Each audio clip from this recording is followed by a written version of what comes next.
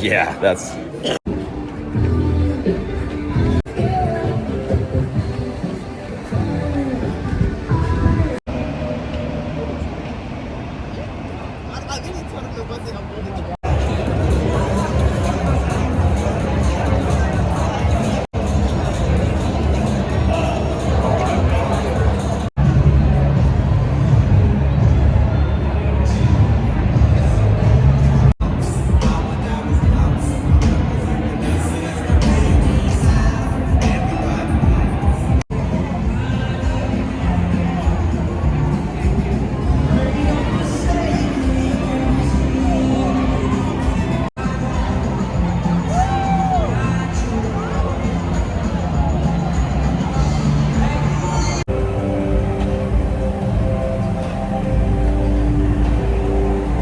All right, what's going on, everybody? It is exactly 1 week since Hyrox Las Vegas.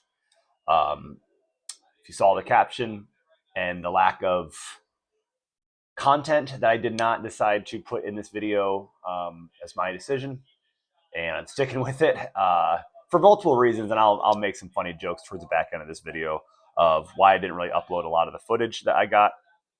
But big shout out to my mom for getting some good race footage, and anybody else that was there that sent me some videos. Just not going to put it out there. It's my channel. It's not something that serves me in a positive way right now, and it just is what it is. But I do put myself out there in a way that, because of this channel, because of people like my mom, because of my clients that were clients, friends that were just, and then peers of the sport. Um, I'm very, very, very, very glad that, one, I was physically capable, and that, two, I mentally finished this race. Ran into something that I can't say it's never happened. I've ran multiple races where my left hamstring has completely locked up and nothing you can do about it. You just got to wait for it to go away. Sometimes it takes 30 seconds. Sometimes it takes 10 minutes. And in this scenario, it was both my legs, both my hamstrings, and it was upwards of 10 minutes to be able to get back into the race. That being said, the race for me felt like it was over after the sled pull. Just kind of starting from the morning of the race, our flight got delayed Thursday night, and that was okay. But that slowly started to build a little bit of frustration. So I think I might have just kind of just been, I mean, anxiety is anxiety, like stress is stress, nerves are nerves. But I was already a little irritated. And then I usually go to these races alone. And I am kind of someone, when I'm with someone, um, I feel like I, even though I know this person doesn't care, like I bring in a lot of pressure to like making sure this person's having fun. And like, I've never had someone that's been like dedicated to coming to a race with me and spending like their own free time and weekend, like coming and watching me race. And not that I'm an elite athlete, not that I'm getting paid to do this, not that I'm going to do anything extraordinary in this field. Um, but to have someone there supporting me, like, is almost just kind of like a little bit more pressure. And leading up to the race, we spent a lot of time in the hotel room. In our hotel, I think my mom knew very well that in order for me to do well in this race, I was going to not have to be able to spend hours walking up and down the strip and stuff like that, and maybe doing some of the things that like you would normally want to do on a Vegas trip. So we stayed at Fontainebleau, which was honestly just right down the street from the venue. It was probably like a 10-minute walk, if that. So we got there Friday night, Friday afternoon, whatever, late afternoon, and we went down. We watched the Elite 15, and this is where the trip started to be a lot more fun for me. As our flight got delayed, we were supposed to be there Thursday night, late Thursday night. I was literally looking forward to going to the Puma Shakeout Run, just kind of sleeping in, being in Vegas on Friday. But our flight got delayed. We didn't leave till Friday at like 2, so we get to Vegas at like 4 o'clock their time, and I was just kind of annoyed then. But anyway, it was behind me. We got to the venue and we watched the elite women and the elite men. And my mom just thought that was incredible. The place was packed. It was really cool to be at a major. I have been, this isn't the first time I've been to a major. I just feel like at the major in Chicago last year, there just wasn't that many people at the venue yet. Because I think they just ran the major earlier that morning. So this being the night before, I mean, I feel like everybody that was running was at that race watching. The stands were packed, and yeah, and it was just awesome. She could not stop taking video. Made me smile, made me feel good. Um, I did notice, like, just walking around the hotel, I'm like, I got on Google and I was like, how high is Las Vegas? And I searched it and it said Vegas is at 2,000 feet of elevation. And I'm like, well, I come from Iowa where it's zero. So, like, all right, I'm like feeling a little more winded than normal. And now it's just kind of in my head. I'm like, well, I really came here with a running pace goal and a running threshold. And I'm like, well, this is going to play about 10 seconds slower a mile. So, in my head for 24 hours, it's just like, pace, pace, pace, pace. I'm hitting up my buddies that are in the elite. I'm like, hey, like, did you feel any little altitude? And some of the elite guys were posting like, yeah, my lungs were a little more on fire than normal, maybe from the altitude. So I'm already kind of like going the negative town. So anyway, we go back home. We went to bed pretty early, and actually we didn't. We stayed up pretty late because of just all the travel. I think we stayed up to like 1, but we slept in. I got up at like 10 o'clock. We went and had a big breakfast. So now it's race day. It's Saturday morning. It's about 10 o'clock. Her and I went down to the Wynn. We had a massive breakfast. I mean, I got this massive thing of French toast. I couldn't even finish it. It was so much food. Got 2 big glasses of orange juice, some coffee, and then we kind of just went back to the hotel room, just laid low.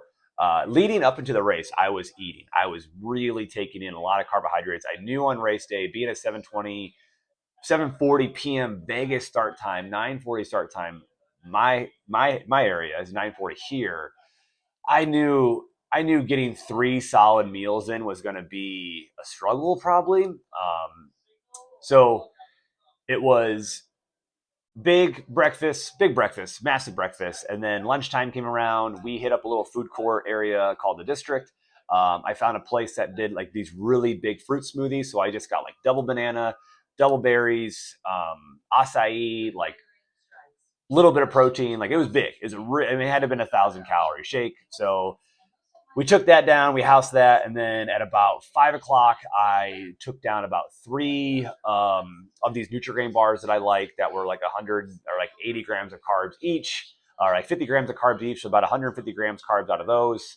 And then I just started sipping on my X Endurance electrolyte, which now I'm going to start to pivot. Not that I'm saying that like it's the X Endurance, but I would say if I could point the cramping at any of the hydration I was doing, I think it might have been overly caffeinated. So when I look back at the start, the hour and a half leading up into the race, I took down probably 3 scoops of my X Endurance um, hydration, and that has like 60 grams of caffeine in it. So that's 180 grams of caffeine right there. And then at about 30 minutes out from the race, I took down a caffeinated ketone IQ, which I need to probably pivot back to the non-caffeinated ones. So that puts me at about 260. And then right before the race started, about 5 minutes before the race started, I took a big old dry scoop of my pre-workout that I always take. So like things that are not, these things are all familiar, but I think I might have just been a little overly caffeinated. And I know if you over caffeinate, you can deal with a little bit of muscle cramping. And then this is where I strongly believe this is the reason that my race went so poorly. So leading up into Chicago, I think I spent about March, April, May, June, July, August of 2024 just doing aerobic volume. Not just cycling, not just biking, but like doing 90-minute Hyrox style Metcons at like a really medium effort. So like I would do an hour and a half long run on the treadmill, but I'd get off every 10 minutes and I'd do 200 meters of sandbag lunges, but like just chill. Like my runs were like 9-minute mile pace. Like I'm trying to run Hyrox at like 6:30 pace. But we're just going for a jog. We're just building volume on our legs. And I had decent success in Chicago. I ran 111 in Chicago, and I felt like I had 3-4 more stations in me. I was chilling. But I had been going through a DNF phase, a not a lot of confidence phase of racing prior to that. I was like, you know what? I don't want to do all this training and go to Chicago and try to just rip a race. I've got the whole season ahead of me. And I ran a 111, and I don't think I ever got above like 155 in my heart rate. So that built a lot of confidence. I'm like, I know I can probably shave 5 minutes off of that. Tried to go to Dallas 6 days later and couldn't even get out of the sled pull. I was just cooked. But I went there with that intention. I'm like, you know what? I'm in the first heat. I'm with Nick. I'm with Dylan. I'm with Nick Bear. I'm Rich Ryan, Ryan Kent. I'm like, no, I'm gonna run hard.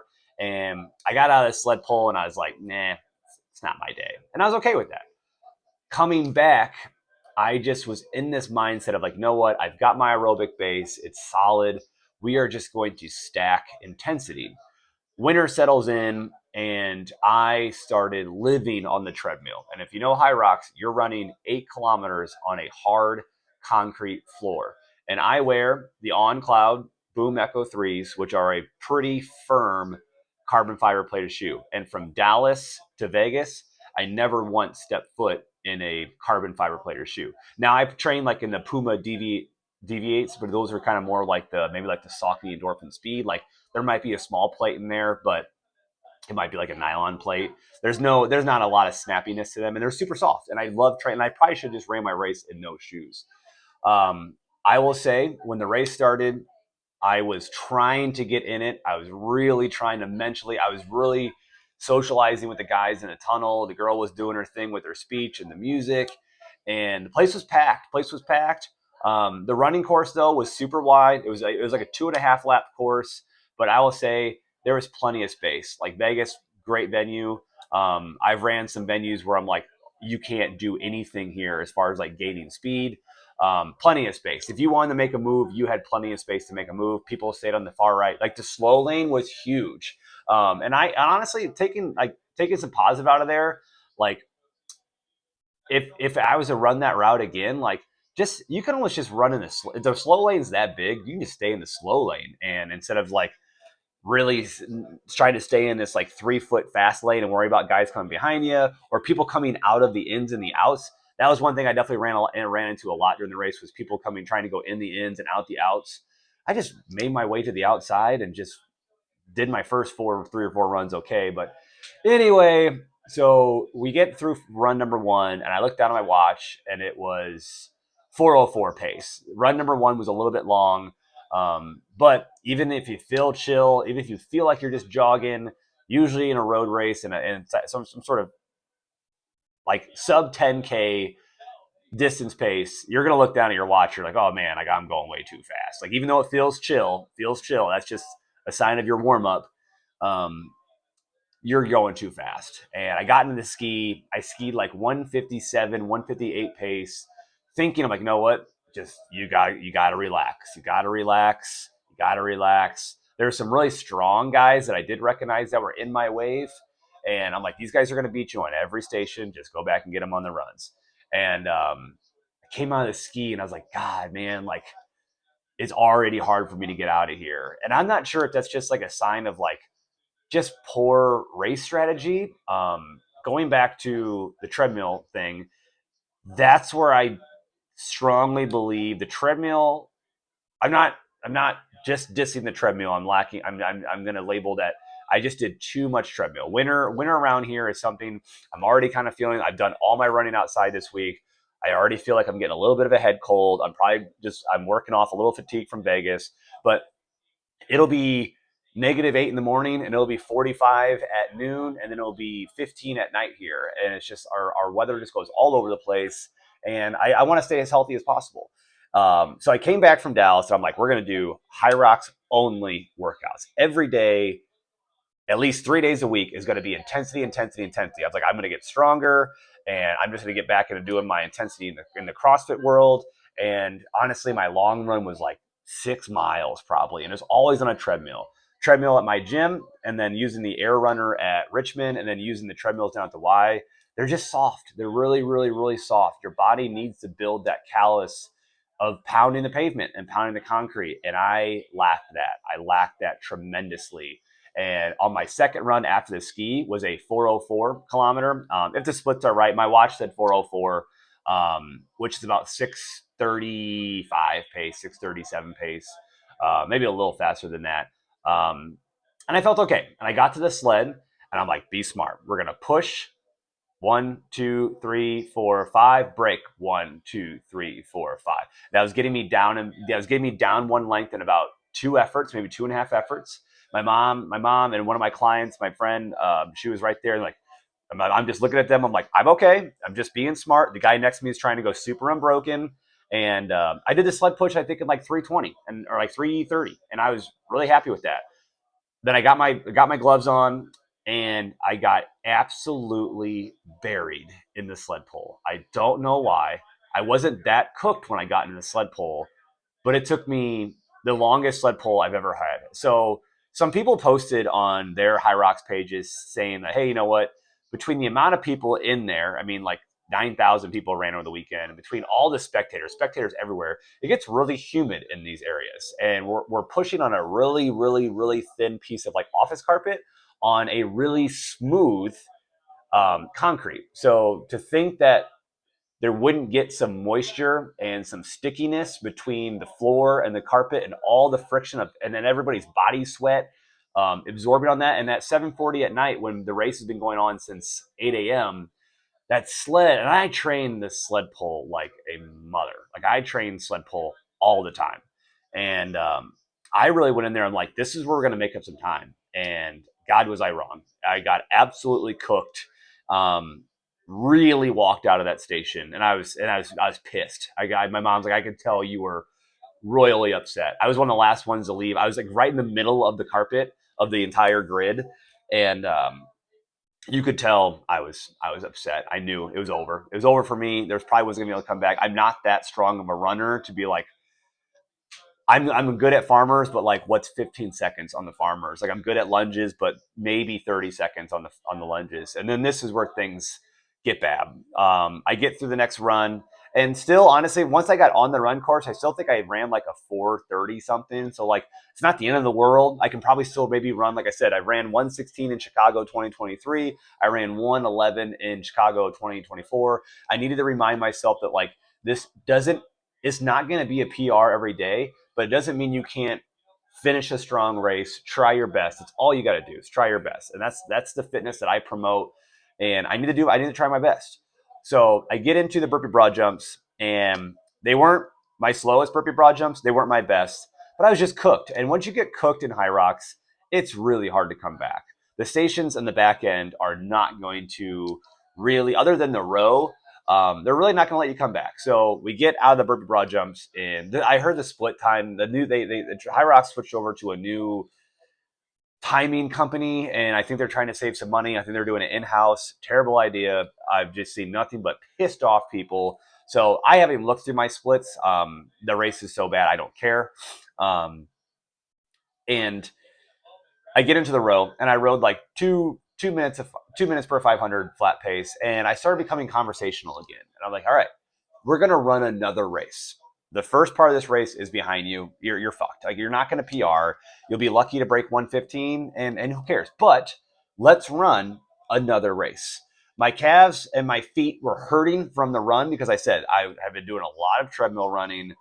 Um, and I learned my lesson there. Yeah, and it's just something that, like, yeah, the treadmill serves a good purpose when it's like tomorrow. Tomorrow is going to be another dad day for me. I want to get a workout in, but I've got Reagan, and it's going to be cold, and it's not like I'm going to put her on her bike and make her go ride on the bike path. So like, we'll get a treadmill workout in, and that's fine. That's work is work, but I did about 300 miles of running between Dallas and Hyrox, Las Vegas, so about 100 miles a month, let's say.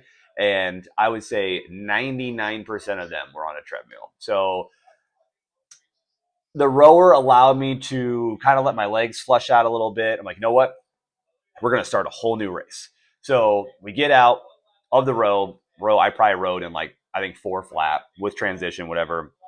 I started talking to my mom. I started talking to my client friend and her husband. I was like, it is what it is. And they don't give a shit about my time. Like, they just want to see me finish and do a good race. And I know being a coach in this world is also, that put a lot of pressure on me, is like, I don't want my clients to like see me go out and just put up this awful time and just like have that affect my coaching. And I know it doesn't. I know at the end of the day, these people that work under me are not expecting me to just be this amazing athlete every single time.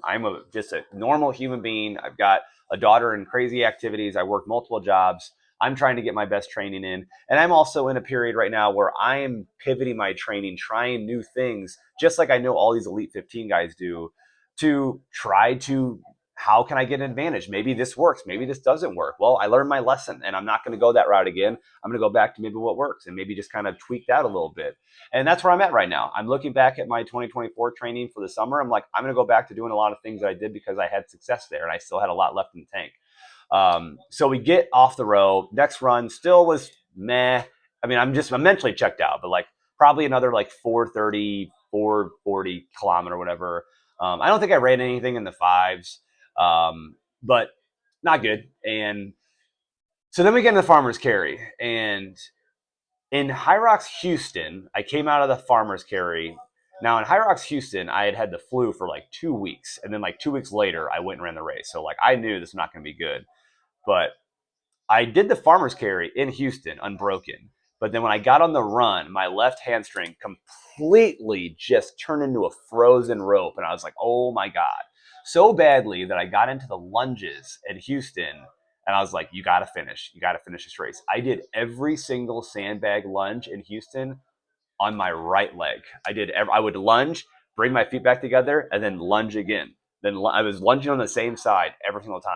And then the wall balls, they had the new targets, and I feel like whoever does these targets has made some adjustments on them because they worked just fine in Vegas. I still don't like that they don't have them at every single event. If you're going to standardize your event, and you're going to do censored wall ball targets at some of your events, and then you go to some events and they don't have there. They just have a judge that doesn't give a shit whether you hit the bottom of the target or your squat is a quarter depth. It's probably some person that just lives in the area doing some community service. I don't like that. So when it comes to going to world championships or winning an event or something like that, like in your age group, like if it's going to be standardized, especially when it comes to like technology, like don't just put that at some events and just not have it at some events. I just don't think that's fair at all. And it shouldn't take someone like me to speak out about that. But I will say I didn't have any no reps in Vegas. So we come out of farmer's carry. I did him in like 155. I was very happy. I don't think I've ever gone sub 2. But at this time, I was just like, we're just running a second race. Like your running's going to suck. Just try to station really good and just see if you can. So we go on the next run, and both my hamstrings. I'm like, oh, okay, maybe I should have put those down for a hot second. And at this time, I'm starting to remember that I hadn't taken either of my gels. I hadn't hit the water station one time. I was so mentally checked out in the race, so negative that I was like, you still got to take care of yourself. You're going to be out here even longer now. So like I had 2 Morton gels in my pocket that I never touched them. Never went past the hydration station, which actually in the long run comes back to save my life. So we get into the sandbag lunges, and the second I put that bag on my shoulders, I go to do a lunge, and from like my lower rib cage all the way down to right above my kneecaps completely seizes up. Both my hamstrings. The judge there at the arch, which I almost take out the entire archway, he's like, "Oh my God, dude, your legs are rocks." And so I move off to the side. He takes the sandbag off me, and he's like, "Do you want medic? Do you want medic?" I'm like, "No, I'm fine." And I'm thinking, I'm like, 10 seconds, these things are gonna go away. Well, they just kept going further and further and further down my body. I'm like, what's gonna happen? Like, what's gonna happen to me? Like, is this gonna go away? And it was all the way up in my ribs to where like I was like completely hinged over. I couldn't really come up. So he escorts me down to the other side of the hydration station, and there was a medic there, and they're just I'm on the ground, and they're just kind of rubbing my legs out, and the guy comes over, and I put down like 7 cups of Gatorade, and eventually I think I kind of made eye contact with my mom. I don't think she realized. She thought I had dropped out. So you're like, hey, we saw you enter the sandbag lunges, and then you were gone. So we thought maybe you dropped out. So my brain's going all over the place now, and I stand up and I look at the judge that followed me over there. He starts to make his way back over to the sandbags, and I just did some standing body weight lunges just to test, because like for me, I'm like, once I go here, if it's going to come back, it's going to come back. And it didn't come back. So I walked. I remember standing by like the entrance to the wall ball area, and I just looked up in the sky, and I was like, one, why did this happen to me? This was a race that like my mom came to. This was a race that I thought that I was prepared for, and I wasn't. And I know I wasn't. And I coming back now and like looking at the things I've been doing since in this last week of training, I'm like, you weren't anywhere close ready for this. My body was not ready for that volume. and just the impact of the race. But I told myself, you got to finish this race if you can. So I go back to the sandbag. I put it on my shoulders, and the guy there behind the sandbag, he's like, "Hey, man, welcome back." Probably very easy to remember, being from Iowa and being bald, and having big neon green shorts on. I was the palest person in this room. So if you're wondering why there's not a whole lot of footage, it's just I saw photos of myself when I was done. I'm like, oh my God, I'm so pale. Everyone, if you ever go to a Hyrox, everyone's just tanner than shit, six packs everywhere. And that's just not me. But I get the sandbag on, and I did them fine. I think I did them in like, I don't remember what I did them in, but like they were probably quicker than my Chicago. Now, granted, I'm starting to get a lot of my life back now. I'm starting to get like, I was hardly even sweating in the sandbag lunges and the wall balls because I had taken so many breaks because of these cramps. Um, so we knock out the lunges just fine, just a normal 100-meter sandbag lunges, and I chucked the bag off, got back on the run. Both the like right in my dorsiflexion area of my foot, kind of like right like in like, not, I wouldn't say like my plantar, but then right in the top of my soleus of my calf muscle. I'm like, I can't even run. I can't bounce off the ground. I'm so tight here. So jogged that last kilometer. I came into the wall balls. I walked up to my mom and I was like, hey, we're just gonna, it is what it is. I appreciate you guys being here. I thanks you guys for sticking this out. I definitely wouldn't have finished if you guys wouldn't have been here. And I did like 35 unbroken wall balls, and then I went like 35 to like 55, and then I think 55 to 75, and then 75 to 85, and then I brought it home from there, I believe. But yeah, was just really upset. I was really upset. I was really bummed. Um, I know nobody else cares but me. And like I said, I put myself out there, and coming home, coaching at my gym, everyone wants to know. And unfortunately, I don't want to talk about it. But like I said, I put myself out there every day in training. It's all over my social media. I want to build a personal career in this sport, whether it's coaching, whether it's performance, whether it's both, whether it's social media. This is a space that I enjoy being in physically, mentally, and this race does not define that. I learned from my mistakes. I know sub 70 could still happen this year. I am going to go to the Houston race. Houston is not a fast course. It will be busy. If it's the same venue as last year, if it's running the same format, it'll be busy out there. But very, very, very small rock zone in Houston last year. So it is what it is. I just enjoy racing.